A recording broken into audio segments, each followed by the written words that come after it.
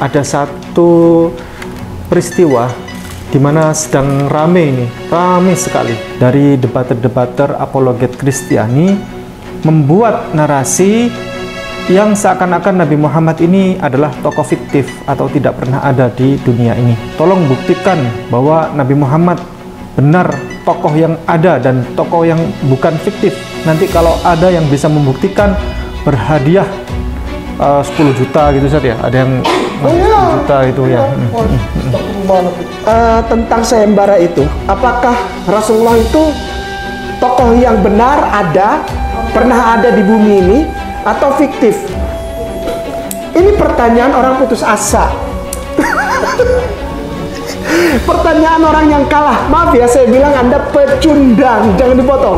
Buat Anda YouTuber, TikToker Kristen yang bikin sayembara 8 juta, 10 juta, 20 juta, Anda itu sudah kata orang bule bilang desperate. Udah nggak tahu lagi mau ngapain. Tolong jangan dipotong. Ini utuh dikasih tahu. Anda pecundang, you are loser. Tidak ada satu bukti pun Yesus pernah disalib. Shroud of Turin palsu. Salib, pecahan kayu salibnya katanya ada di Vatikan, palsu. Katanya ada pakunya, palsu. Agamamu fiktif apa enggak itu? Kata Kristen itu fiktif apa enggak? Kata Kristen, Christian itu sumber katanya kreton. Kreten, ada kan? Iya. Ada. Ini arti dari Kristen. Ya, kreton. Versi vocabulary.com. Saya tidak mau membacanya karena saya tidak mau orang saudara kita Kristen sakit hati. Baik, kita akhiri. Pada ujungnya kita minta uang 10 juta rupiah untuk yang bikin sayembara itu.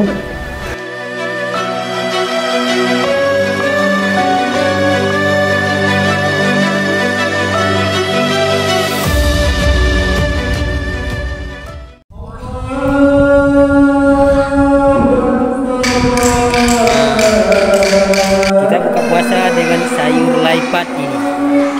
Lihatlah mereka, para mu'alaf di pedalaman, berbuka dengan makanan apa adanya. Karena untuk beli beras saja mereka tidak mampu.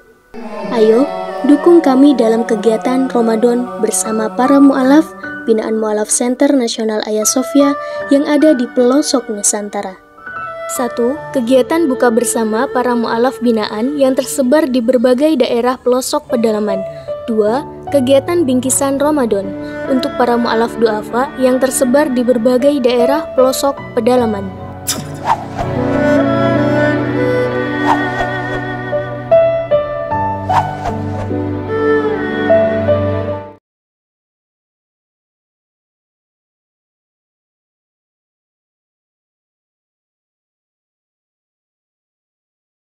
Bismillahirrahmanirrahim. Assalamualaikum warahmatullahi wabarakatuh. Waalaikumsalam warahmatullahi wabarakatuh. Alhamdulillah berjumpa dengan kami. Allah berikan kesempatan buat kita semuanya bisa berkumpul. Amin. Dan kami sekarang ada di Bekasi. Tepatnya ini adalah sebuah bengkel motor, bengkel mobil.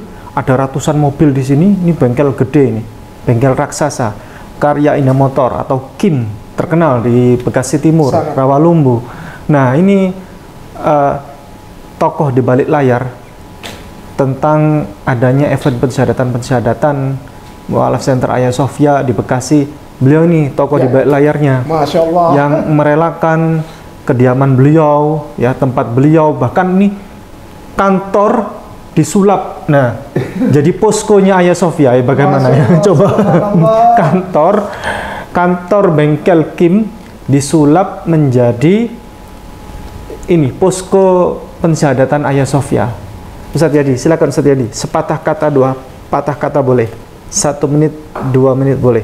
Saya merasa tersanjung, saya merasa terima kasih sekali karena beliau-beliau inilah mau bertempat di tempat kami ini, yang kami tidak bisa menyediakan apa-apa, tapi insya Allah ini perjuangan beliau lah. Semoga Allah terima amal-amal ini dan semoga jadi pahala kelak di akhirat. Amin. Terima kasih Ustadzah, terima kasih. Silahkan tafadhol lanjut.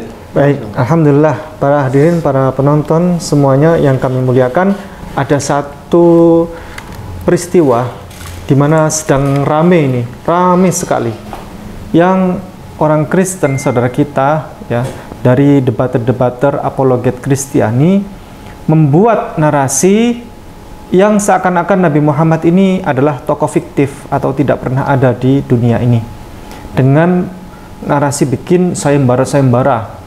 Jadi tolong buktikan bahwa Nabi Muhammad benar tokoh yang ada dan tokoh yang bukan fiktif. Nanti kalau ada yang bisa membuktikan, berhadiah 10 juta gitu Ustaz ya. Ada yang 10 juta itu ya. Padahal itu sebenarnya mudah jawabannya. Sangat mudah jawabannya. Oke, ini saya tidak terlalu panjang. Begini, cara pembuktian Nabi Muhammad adalah benar ada dan bukan tokoh fiktif itu sederhana sekali. Tapi banyak ini banyak pembuktiannya, tetapi saya akan tunjukkan satu saja. Apa itu? Yang ada di tangan kita, yang kita baca atau dibaca setiap hari oleh kaum muslimin ketika sholat dan seterusnya. Apa itu? Mukjizat Al-Quran. Rasulullahnya sudah tidak ada, beliau sudah wafat ya, beliau sudah meninggal dunia. Beliau disayang Allah, dicintai Allah, beliau sudah meninggal dunia, beliau sudah tidak ada, tapi mukjizatnya itu masih ada. Dan itu masih, bekasnya itu masih ada gitu. Bukti otentiknya masih ada. Apa itu? Al-Quran. Al-Quran itu merupakan bukti nyata bahwa Rasulullah pernah ada. Dan Rasulullah pernah hadir di dunia ini. Nah, Al-Quran itu bukan perkataan Nabi Muhammad, tapi itu adalah mukjizat firman dari Allah Subhanahu wa taala yang disampaikan melalui malaikat Jibril kepada Rasulullah Muhammad sallallahu alaihi wasallam. Nah, setiap ayat, setiap firman yang disampaikan kepada Rasulullah, kemudian Rasulullah sampaikan kepada para sahabat, kepada umat, kemudian salah satunya yang mencatat itu siapa?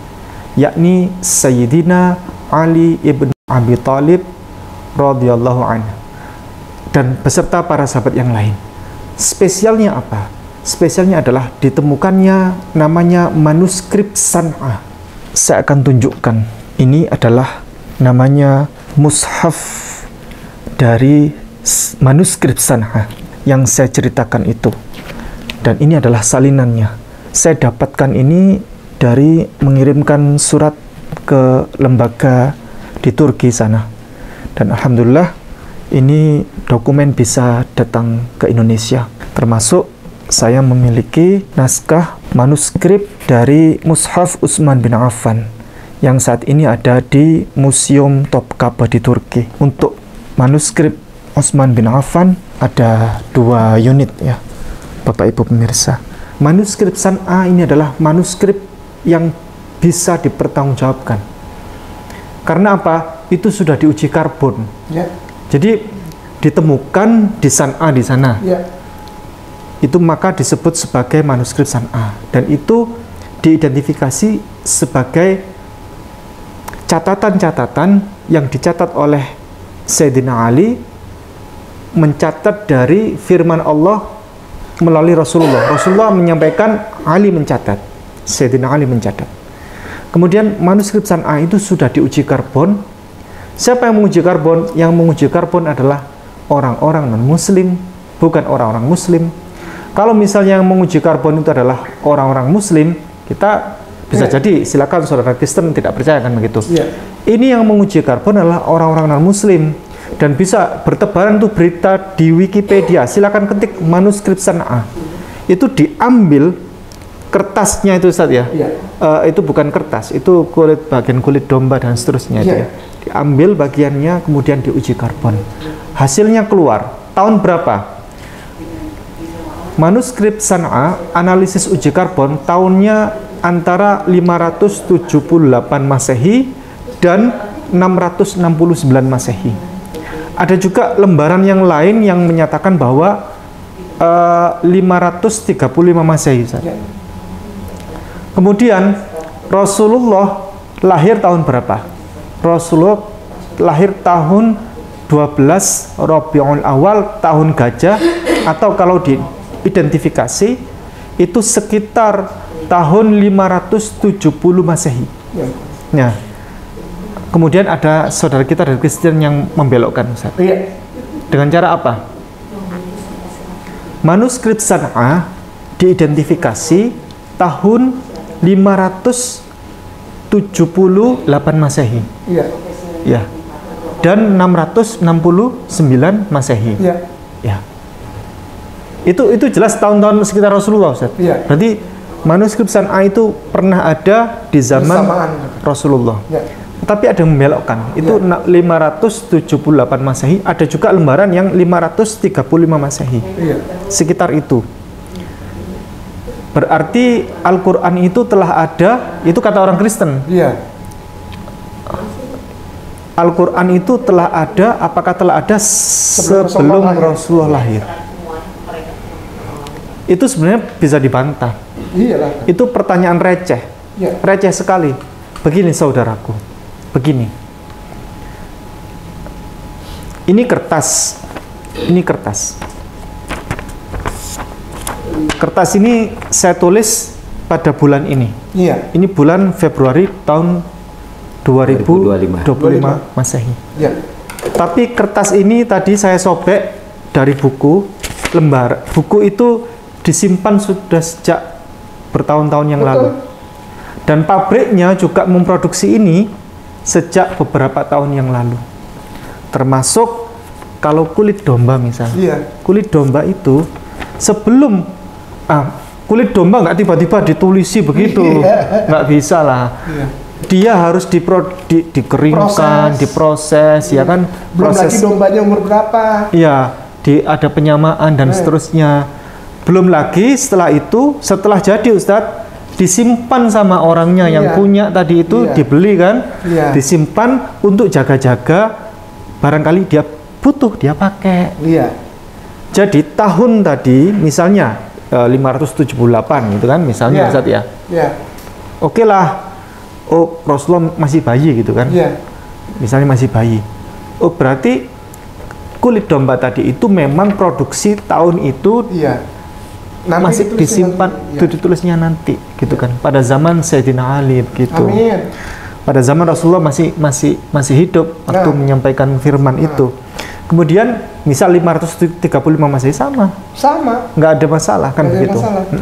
Tapi manuskrip San'a ini menjadi bukti bahwa Rasulullah itu pernah ada. Amin. Dan Rasulullah itu bukan tokoh fiktif. Ya. Yakni dengan apa? Al-Quran merupakan kitab suci satu-satunya yang tidak tertandingi sampai sekarang. Allahu Akbar. Secara bahasa, secara sains, ya, Masya Allah. secara hukum-hukum, ya, sangat sempurna sekali. Masya Allah, subhanallah. Hukum tata negara, hukum tata kelola pemerintahan, hukum fikih sosial, ya, sosiologi, dan lain sebagainya. Terus kemudian belum lagi sains, fisika, ilmu kimia, ilmu biologi, dan seterusnya.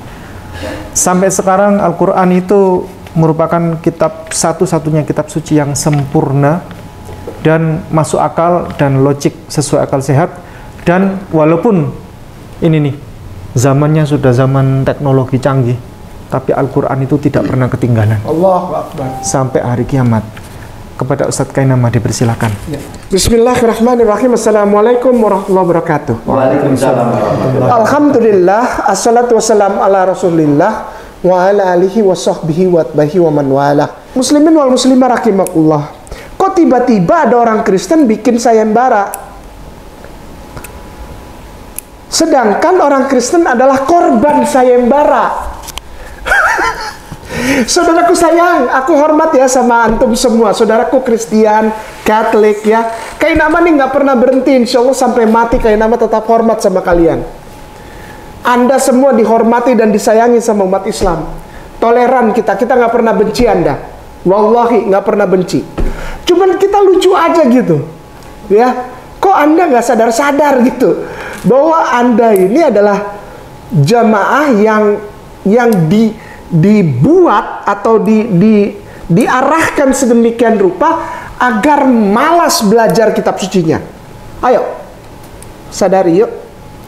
Apa? Ketika kita menjadi seorang yang, jika Anda murtadin, Anda murtad dari Islam lalu jadi Kristen, maaf, Anda dibuat jadi malas belajar agama. Wallahi, Anda menjadi orang yang malas. Kenapa? Bingung mau memulai dari mana. Misalnya ada murtadin karena menikah, misalnya ada perempuan nih di luar sana, di luar ruangan ini, Anda yang menonton, yang menyaksikan, Anda murtadin, perempuan menikah dengan seorang laki-laki Kristen. Bohong kalau Anda bilang Anda mengerti agama Kristen. Bohong. Karena apa? Mulainya dari mana? Bahkan orang Kristen yang dari lahir lalu menjadi ahli teologi, para ahli teologi, pendeta dan petinggi-petinggi. Maaf, mereka aja nggak tahu mulai belajarnya dari mana, nggak tahu. Wallahi, nggak tahu belajarnya mulai dari mana. Ketemu nih sama para pendebat kayak Bunda Etika. Bunda Etika ini pendebat dia. Seorang yang ada di dialog, di wahana dialog lintas agama. Tiba-tiba Bunda Etika keluarin Aramea. Bingung. Padahal sudah doktor, profesor. Bunda Etika cuma ngomong gini, baru pembukaan Aramea. Waduh, sayang. Pasti begitu. Kenapa? Karena Islam itu adalah agama yang benar-benar agama. Sekali lagi, Islam adalah agama yang benar-benar agama. Kenapa? Karena setiap orang yang Islam nggak usah dipaksa, secara naluri alamiah dia akan mencari agamanya untuk belajar. Karena dia butuh belajar agamanya. Contoh, menghafal Al-Quran ayat pendek aja, juz amma, namanya juz amma, ya kan? Itu nggak usah dipaksa, nggak usah dipukulin, nggak usah disuruh-suruh, nggak usah. Kenapa? Karena orang Islam butuh untuk sholat. Kalau tidak hafal Al-Quran, berarti dia tidak sholat. Orang yang tidak sholat berarti bukan Islam. Beres kan? Lalu yang kedua, tentang sayembara itu. Apakah Rasulullah itu tokoh yang benar, pernah ada di bumi ini, atau fiktif? Ini pertanyaan orang putus asa. Pertanyaan orang yang kalah. Maaf ya, saya bilang Anda pecundang, jangan dipotong. Buat Anda YouTuber, TikToker Kristen yang bikin sayembara 8 juta, 10 juta, 20 juta, Anda itu sudah kata orang bule bilang desperate. Udah gak tahu lagi mau ngapain. Tolong jangan dipotong. Ini utuh dikasih tahu. Anda pecundang, you are loser. Kenapa Anda keluarkan itu? Karena Anda tidak bisa lagi menyangkal. Rasulullah adalah tokoh yang pernah nyata ada di bumi ini, sehingga di buku orang bule Rasulullah menjadi orang number one. Itu bukan orang Islam. Michael Hart, ya. Michael Hart menulis 100 tokoh paling berpengaruh di bumi ini. Michael Hart bukan orang Islam. Dan Michael Hart mengakui bahwa nomor 1 yang terbaik dan pengaruhnya paling besar adalah Muhammad sallallahu alaihi wasallam, Sayyidina wa Maulana Habibullah wa Nabiullah. Itu bukan orang Islam. Jadi udah nggak usah bikin sayembara. Itu memperlihatkan Anda otaknya kosong. Jangan dipotong ya. Sekali lagi, hai yang Kristen Katolik yang bikin sayembara tuh, YouTuber, TikToker, maaf ya, Anda otaknya kosong, nol. Kasihan, sedih hidup kamu, sedih sekali. Kenapa Anda buat ini? Kita muslim-muslim ini, terutama seperti Bunda Etika yang pendebat, jadi tahu gitu, loh, berarti kamu udah kehabisan akal. Untuk kamu sudah kehabisan akal. Untuk menutupi apa? Pertanyaan, Yesusmu fiktif apa tidak? Kamu nggak berani ditanya gitu. Tidak ada satu bukti historis pun tentang Yesus. Sampai waktu sebelum saya debat sama pendeta Esra Soru di Surabaya, semua orang Kristen itu seperti menertawakan Kainama. Itu Kainama tuh bodoh. Kainama tuh nggak ada otak. Dia tuh penipu. Dia tuh mu'alaf penipu. Dia nggak pernah sekolah. Masa dia bilang tidak ada bukti? Yesus tidak pernah disalib. Nabi Isa tidak pernah disalib. Tidak mati tapi diangkat Allah, dimuliakan. Kenapa Kainama berani ngomong gitu? Karena tidak ada bukti. Itu orang Kristen sebetulnya terpukul. Sebetulnya orang Kristen udah akui aja lah Anda terpukul. Terpukul oleh pendeta Esra aja terpukul begitu Kainama kasih pembukaan. Tidak ada satu bukti pun Yesus pernah disalib. Tidak ada satu bukti pun di dunia ini sejarah menyatakan. Biasanya menunjukkan kain turin, kain kafan turin. Oh iya. Kayak gitu. Iya kan? Apa Shroud of Turin palsu. Salib, pecahan kayu salibnya katanya ada di Vatikan. Palsu. Iya. Katanya ada pakunya. Palsu. Katanya ada tulisan di atas salib, Yesus Nazarenus Rex Eodianus. Palsu. Ada gambar mukanya katanya di kain. Sampai ada fotonya sekarang. Palsu. Wallahi palsu. Siapa yang bilang? Vatikan, bukan Kainama. Vatikan yang bilang. Vatikan itu inti gereja, Ustaz. Mereka yang mengakui ini semua bukan punya Yesus. Mereka yang bilang. Ya, uji karbon juga. Semua diuji karbon dan mereka sendiri yang menguji karbon. Nggak lolos. Bersamaan tempatnya seperti yang Ustaz Ipung bilang tadi. Sana'a itu diuji karbon di mana? Arizona University, Amerika Serikat. Tahunnya bersamaan 1978. Sistem uji karbonized-nya sama. Dan yang benar Islam. Gimana? Yang nantangin Kristen, tapi yang benar Islam. Yesus itu kita mulai ya. Kita mulai nih. Kita mulai. Maaf, yang paling gampang aja. Yang paling gampang saja. Ya, paling gampang. Yesus itu fiktif atau tidak? Matius 2 nomor 1. Matius 2. Matius 2 nomor 1. Matius 2 nomor 1. Ini kita fair-fairan aja ya. Maaf ya, jangan diedit. Maaf banget. Kita fair-fairan aja. Sesudah Yesus dilahirkan. Sesudah ya. Sesudah Yesus dilahirkan. Terus? Di Bethlehem, ya, di tanah Yudea. Pada zaman Raja Herodes, datanglah orang-orang Majus dari timur ke Yerusalem. Baik, syukran Ustaz Ipung. Sesudah, berarti dia sudah lahir ini bayi ini. Di Galilea, di Nazaret, ya, di Bethlehem, pada zaman Herodes. Tulis, sekarang pemirsa juga yang nonton ini tulis. Zaman Herodes itu 6 sebelum Masehi lahirnya ini. Pertama nih. Kenapa kok satu tanah Palestina itu orang Yahudi nggak ada yang tahu ini, bahkan Tuhan mau lahir nggak ada yang tahu. Oh, itu sudah dinubuatkan lahirnya, nggak ada yang tahu. Tahun 6 sebelum Masehi yang datang itu orang Majus. Orang Majus itu bukan orang Yahudi. Orang Majus itu Magi, dari kata magic, magician, para penyihir, para penyulap, tukang sihir, tukang sulap. Orang Islam bilang Majusi, para penyembah api. Para penyembah api. Yang lahir ini bukan Nabi Isa, bos. Sehingga yang datang menyembah dia bukan orang Yahudi, orang Palestina nggak ada yang tahu, orang Israel nggak ada yang tahu. Siapa itu? Nggak kenal saya. Justru yang menyembah itu para penyembah api, orang penyihir, magi, magician, para penyihir, para tukang sulap. Orang Islam kenal sama Majusi. Kalau dibilang orang Majus, kita kenal itu bukan penyembah Tuhan, apa? Penyembah api. Zardust, nama Tuhannya Zardust. Zardust. Lalu dari kata Zardus ini timbul Zoroastrian. Pernah dengar Zoroaster? Nah, itu penyembah api.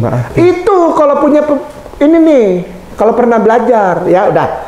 Lukas 2 nomor 1 sekarang. Sama. Gampang aja lah. Angkanya sama. Sama. Tinggal ganti Sama. satunya Matius, satunya Lukas. Maka itu kalau waktu itu saya masih Kristen, apa ada sayembara dari Om itu saya usah apalin itu. Ya. Oke, Lukas pasal 2 ayat 1. Pada waktu itu Kaisar Agustus mengeluarkan suatu perintah, menyuruh mendaftarkan semua orang di seluruh dunia. Lanjut. Nomor 6. Lanjut. 6. Langsung yang 6. Langsung aja biar nggak lama. Ya. Lukas 2 6. ayatnya 6. Ketika mereka di situ, tibalah waktunya bagi Maria untuk bersalin. Baik, Yesus dilahirkan di kitab Lukas pada zaman Kaisar Agustus ketika Quirinius menjadi wali negeri Syria. Itu tahun 6 Masehi. Ya, ngerti ya? Di Matius, Yesus lahirnya 6 sebelum Masehi. Di kitab Lukas, Yesus ini lahirnya 6 Masehi. Yang mana yang benar? Yang mana yang benar? Ayolah, jujurlah. Ini yang 6 Masehi ini siapa nih? Siapa ini? Di kitab Matius 6 sebelum Masehi. Ya, kalau kita ini nih gini nih. Ini tahun 0. Ini tahun Masehi 6. Ini tahun 6 sebelum Masehi. 12 tahun bedanya.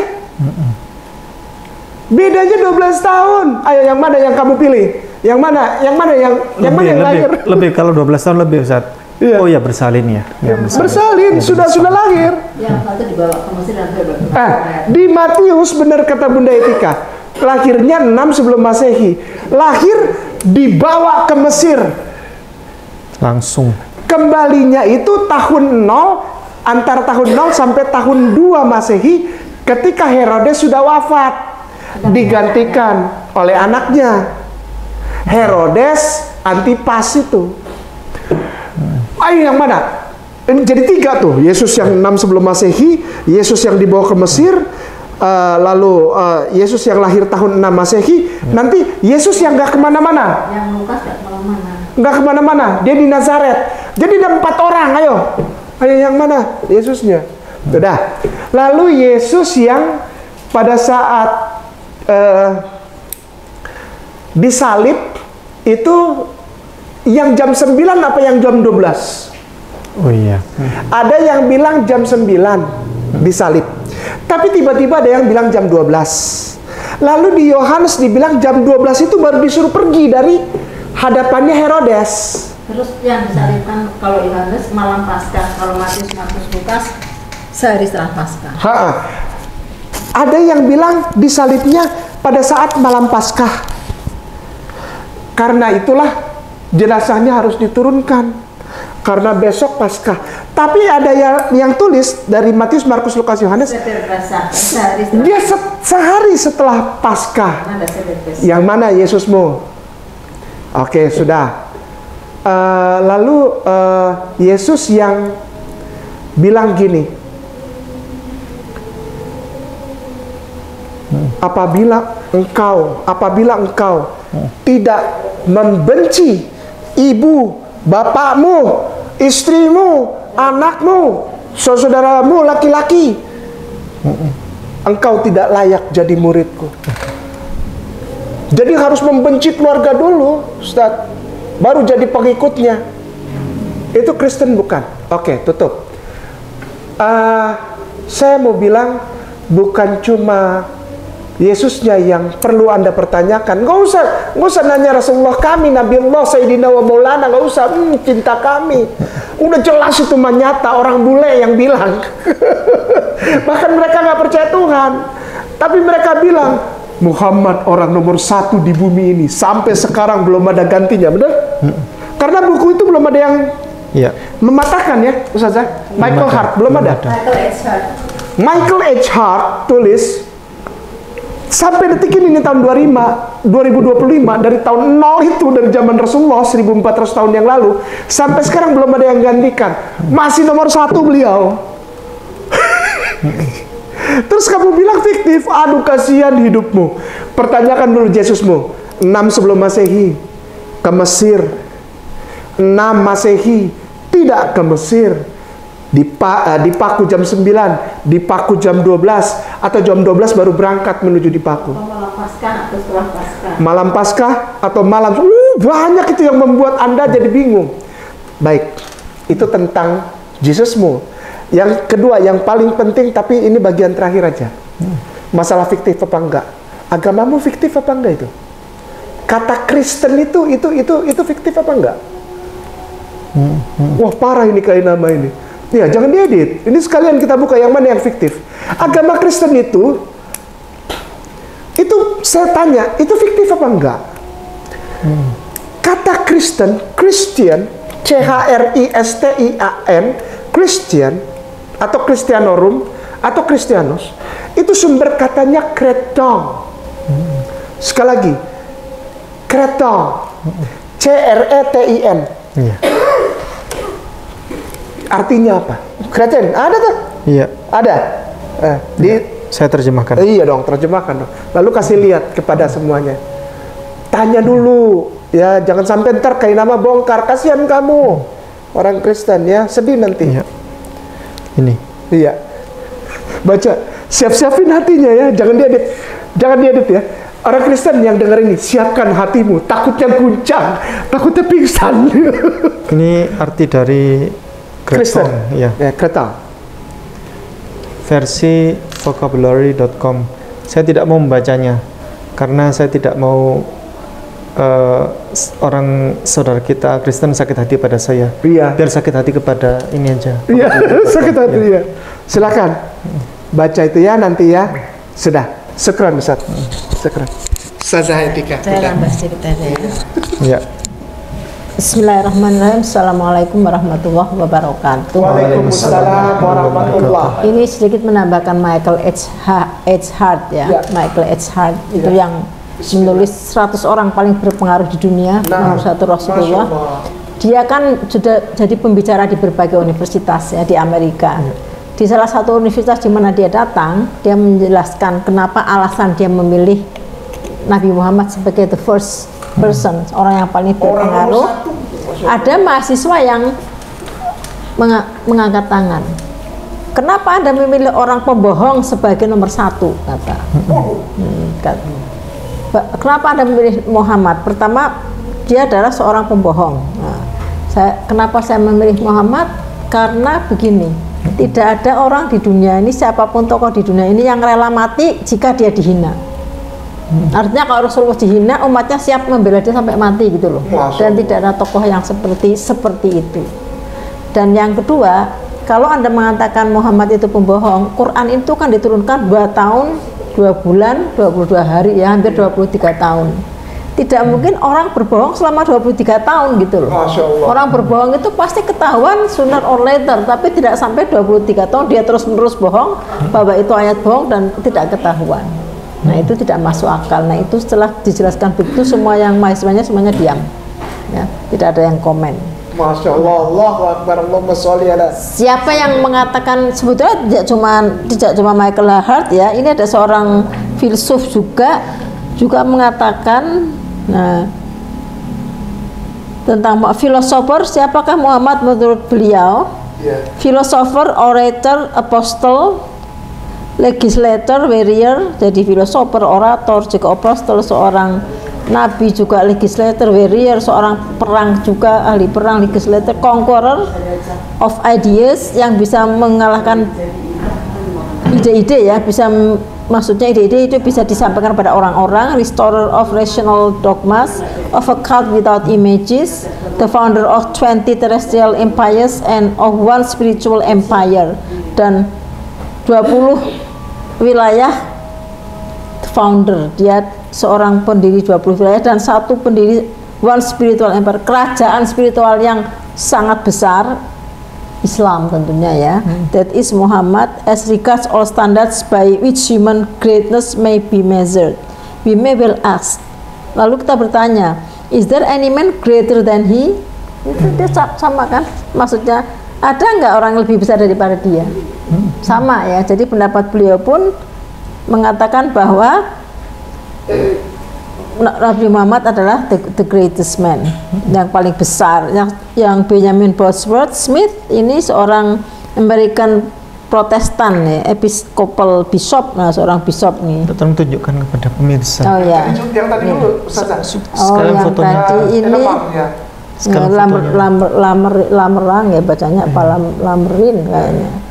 Bahasa Prancis ini. Ini kalau yang ini menurut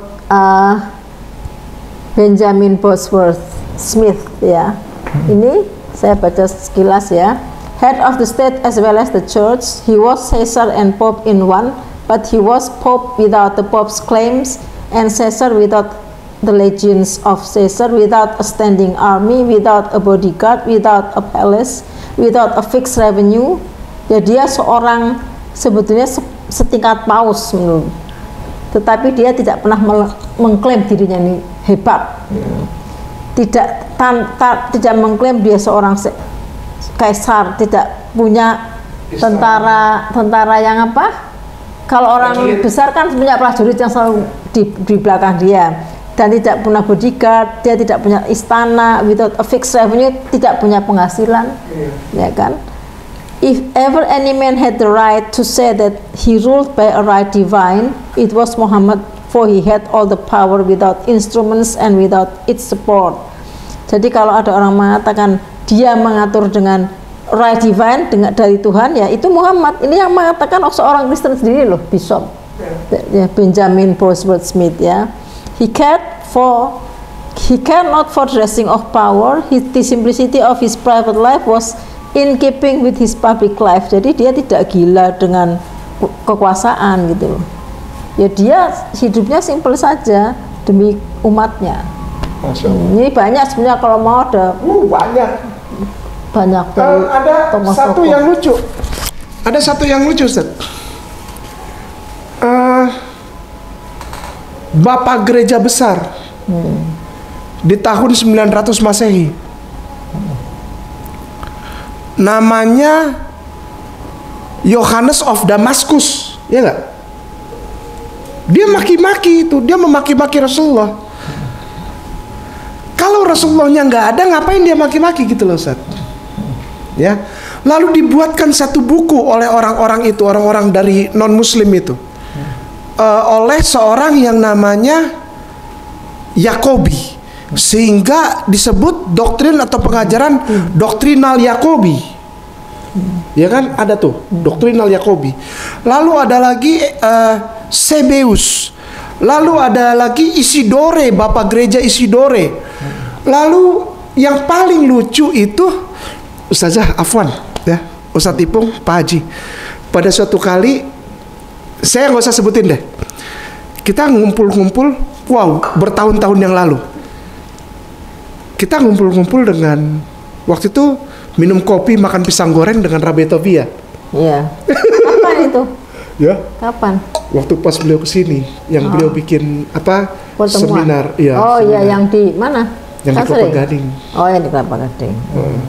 Dia pernah bikin seminar itu. Sering ya kalau kesini rasanya. Ngumpul-ngumpul gitu ya, kita ngumpul-ngumpul nih. Saya masih Kristen, Ustaz. Saya masih Kristen. Oh, tahun berapa itu? Berarti Ustaz masih suka makan babi kecap waktu itu? masih 2007-2008 ya. 2007 awal-awal dia kesini ya. Awal-awal. Tapi belum menetap. Kalau menetapkan belum. Pertama kali dia datang. Jadi baru seminar pun baru pendek-pendek gitu. Iya, benar. Nggak ada pikiran waktu itu babi di Bible haram, gimana? Nggak ada pernah pikiran begitu. Orang enak kok.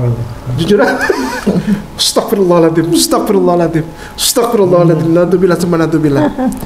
Jadi pada saat itu ngumpul makan pisang goreng itu, terus dia bilang gini, jika ada orang Kristen yang berkata kepadamu tentang nabinya orang Islam itu fiktif, dia adalah orang yang terbodoh di dunia. Kenapa? Karena sampai-sampai Emla Mikra saja menulis tentang Rasulullah. Kalau memang beliau tidak ada, ngapain itu Emla Mikra menulis tentang Rasulullah? Sebetulnya ada. Demikian, kalau mau nyari di Google banyak. Ada banyak. Demikian Ustaz. Baik, minta 10 jutanya yang bikin sayembara. Ini sebetulnya At-Taubah 32 sudah, mereka hendak memadamkan cahaya agama Allah dengan mulut-mulut ucapan mereka, tetapi Allah menolaknya, justru hendak menyempurnakan cahayanya walaupun orang-orang kafir itu tidak menyukainya. At-Taubah 32 ini bukti ayat ini. Memang akan ada orang yang seperti itu. Berarti Quran benar. Kalau nggak ada yang seperti itu, Quran salah gitu. Nah, tetapi tetap bagaimanapun dibegitukan banyak, semakin banyak orang bersyahadat gitu kan. Pada ujungnya kita minta uang 10 juta rupiah untuk yang bikin sayembara itu. Saya akan tunjukkan. Ini adalah namanya mushaf dari manuskrip San'a yang saya ceritakan itu. Dan ini adalah salinannya. Saya dapatkan ini dari mengirimkan surat ke lembaga di Turki sana. Dan alhamdulillah ini dokumen bisa datang ke Indonesia. Termasuk saya memiliki naskah manuskrip dari Mushaf Utsman bin Affan yang saat ini ada di Museum Topkapı di Turki. Untuk manuskrip Utsman bin Affan ada 2 unit ya, Bapak Ibu pemirsa. Saya akan ceritakan ini dulu. Saya tunjukkan begini. Al-Quran dituduh selama ini telah diedit dan telah dirubah-rubah. Termasuk yang ramai sebelumnya adalah ujaran atau penyampaian dari Profesor Dr. Mun'im Siri yang dikuatkan oleh Pak Adi Armando, yang saat ini beliau lagi gencar-gencarnya menyerang tentang Al-Quran, yakni dikatakan bahwa Al-Quran pernah diedit di Kairo tahun 1924 dan telah mengalami perubahan-perubahan yang dirubah oleh ulama-ulama muslim. Lalu bagaimana cara pembuktiannya? Hal itu tidak benar, sangat tidak benar. Bagaimana?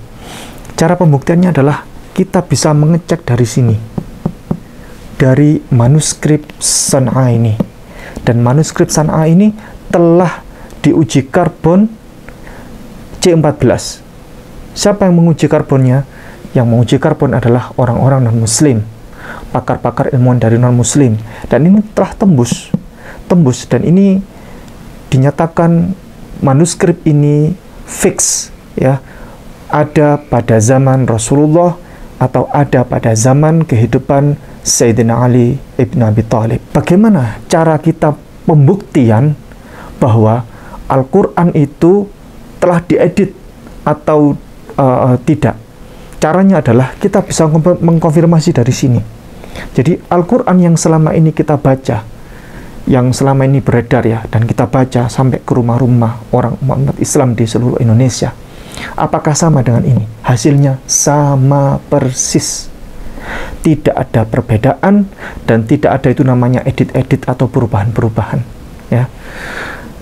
Nanti suatu ketika akan saya buatkan konten khusus untuk pembuktian bagaimana Al-Quran itu tidak pernah dirubah-rubah dan tidak pernah diedit-edit. Cara pembuktiannya dari sini. Al-Mushaf Asy-Syarif Heze Aliye Nisbet Edilan. Ini mirip dari bahasa Jepang ya. Dikaitkan dengan atau dikaitkan kepada Sayyidina Ali radhiyallahu anhu. Heze itu gelar kehormatan. San'a Nushas. Ini adalah salinan manuskrip San'a. Nah, kemudian kalau ini adalah miliknya Utsman bin Affan radhiyallahu anhu ya. Al-Mushaf Asy-Syarif Heze Utsmana Nisbet Edilan. Dikaitkan kepada berdasarkan Sayyidina Utsman bin Affan radhiyallahu anhu ya. Topkapı Saray Müzesi Nushas ya. Salinan Museum Istana Topkapı yang saat ini ada di Turki sana ya, disimpan dan aman di sana. Kalau ini dari Yaman ya. Jadi lembaga RCCA Turki bekerja sama dengan pemerintahan Yaman di sana untuk mengamankan ini dan menjadikan satu salinan yang berbentuk seperti ini.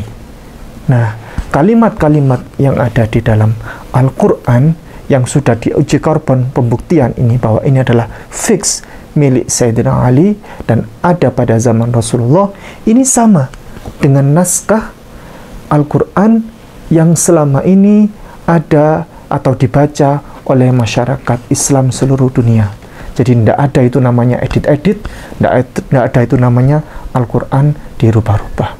Next, akan saya buatkan presentasi khusus yang membahas tentang ini dan kita akan buktikan bersama kemurnian Al-Quran, keaslian Al-Quran, bahwa Allah benar-benar menjaga Al-Quran itu abadi hingga hari kiamat. Wah, apa tuh, Pak Ustadz? Parfum Hagia Sophia.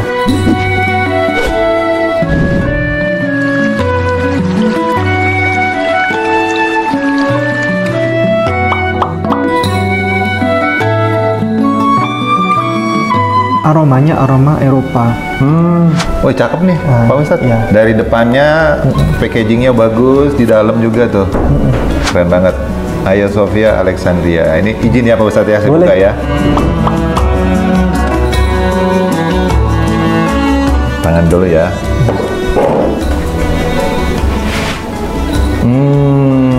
Seger banget. Ini beda nih, campuran ada lemonnya tapi kalem tapi gimana ya, elegan gitu loh Pak Ustadz. Iya, itu bisa bertahan sampai 8-12 jam. 30 mili buat kita kalau traveling. Hagia Sophia Alexandria. Wah, ini harus ini punya nih pemirsa nih, ya kan?